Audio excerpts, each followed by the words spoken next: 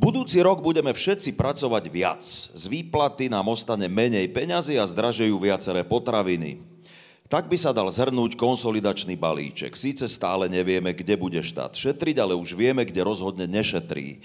Nadácia Zastavme korupciu upozorňuje na vládne rozhadzovanie peňazí. Nominanti s kauzami dostávajú odmeny. My sme prišli na to, že šéf štátneho podniku Letové prevádzkové služby, volá sa pán Boháč, tak naozaj vďaka štátnej službe aj zbohatol.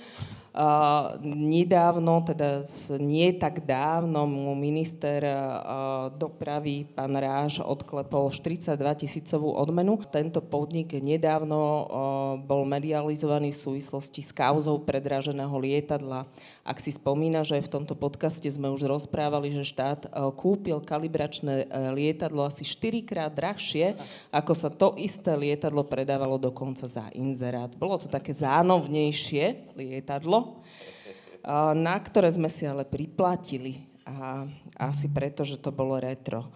No a práve tento šéf podniku, ktorý toto lietadlo nakupoval v čase, keď sa obstarávalo, tak si vyslúžil takúto peknú odmenu k svojmu inak 7 či 8 tisícovému plátu.